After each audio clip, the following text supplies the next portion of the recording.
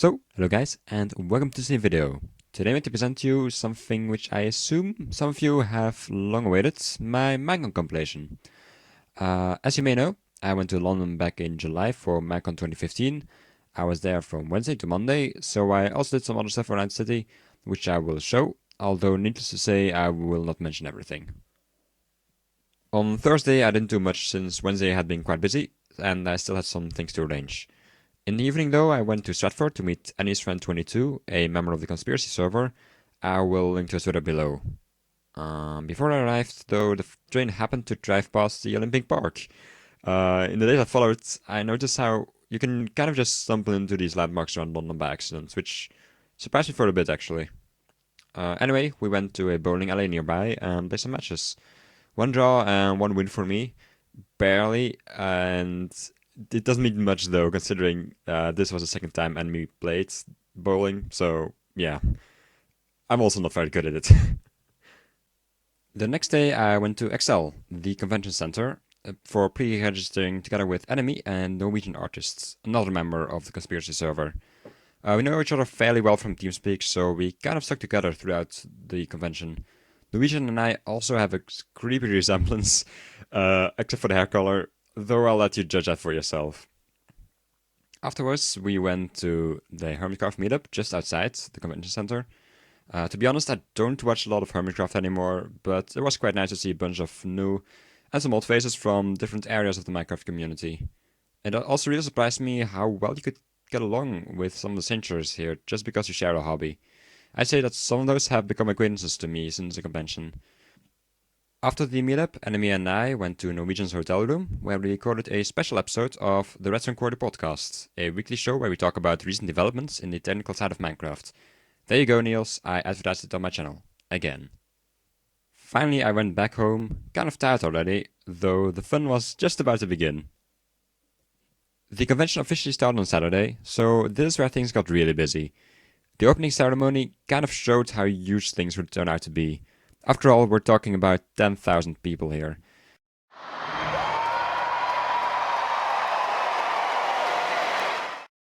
There was a heatwave going through London at the time, so luckily the rumors that the building didn't have air conditioning turned out to be false. Cube invited me to the restaurant panel later that day, so thanks Cube. And him, Tango, Impulse, Mumbo, Senkar and I ended up talking there about all kinds of stuff for about an hour. Unfortunately, Mojang's bus schedule is quite irregular, to say the least, so there's no full version of the panel available so far. After that, Norwegian, Enemy and I split up, and Senkar and I went to the expo hall, where we ran into some people like Twitch Nitro and Halffox Madam, kind of out of the blue. Later on, the Redstoner squad, aka Thanos gang, showed up along with Circus, and we went to the command block creation panel, where Sark, Settling, and Diagnos were speaking. It was mostly aimed at newcomers, but still some funny moments. Apart from that, I just looked around a lot during the day, so I'll show some clips of that and put in some music. Enjoy!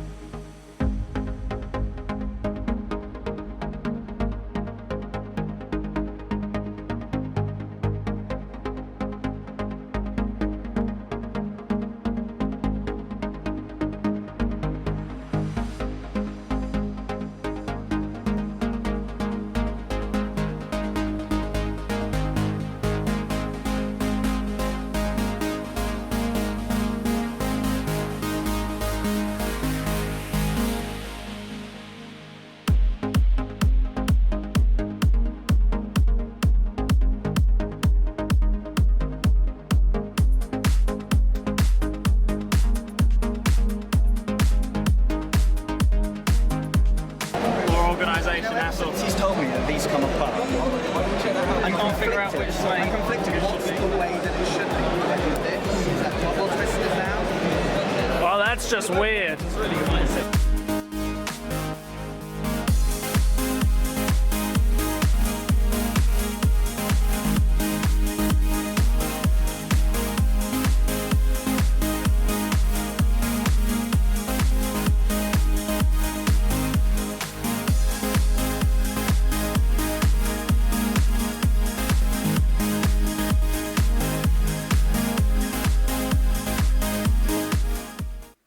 So yeah, that was quite a day. I was pretty tired though, so I decided to skip the live show and head home around 7:30 instead.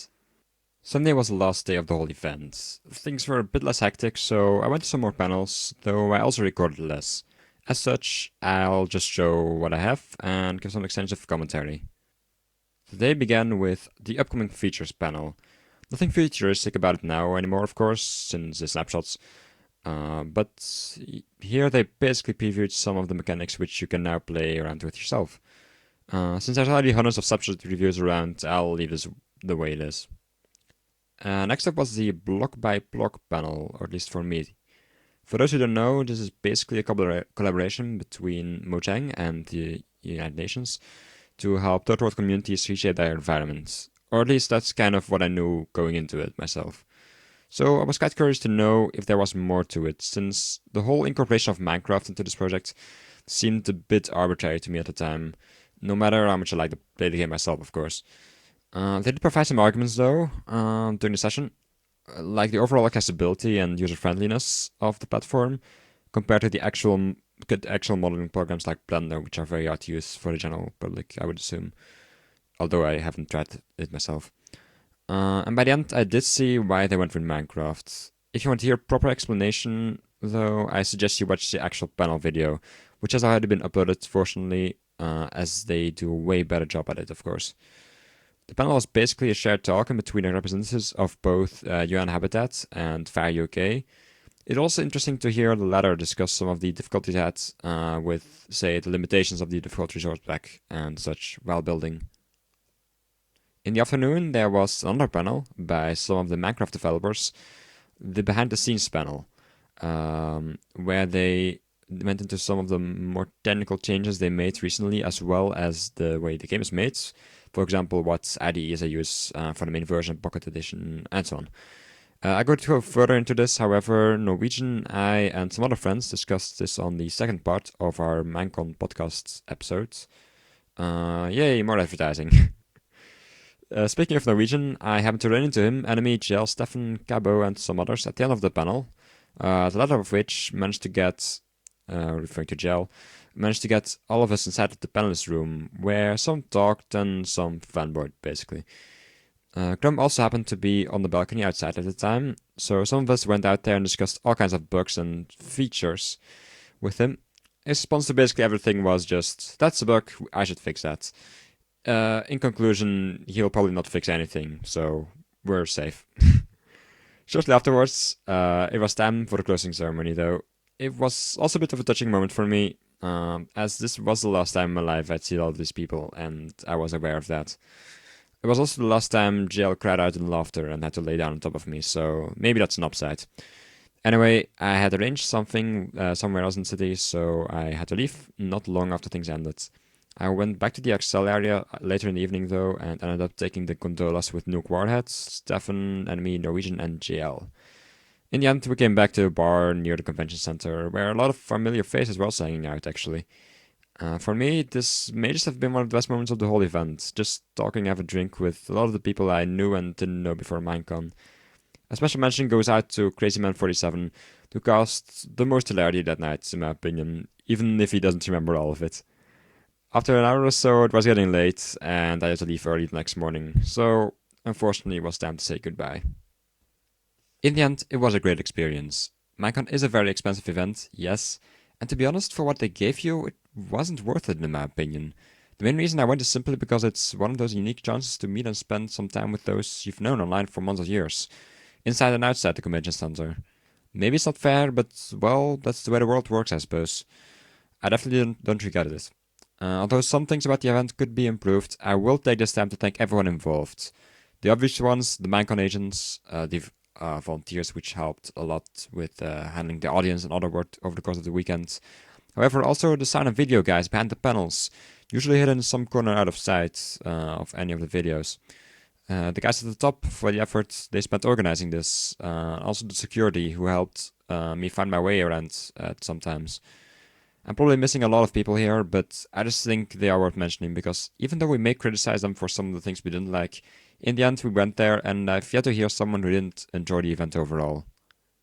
Although I have gone and will go to other conventions, I'm very happy I ended up meeting so many people. A lot of which I didn't even know were there, and some of which I barely knew before. I've seen another side of a lot of my friends during the event, and be good or bad, that's a positive thing as far as I'm concerned. Again, thanks to everyone who contributed to Minecon 2015. Thanks to everyone I got to meet, and I hope I can make it there another time.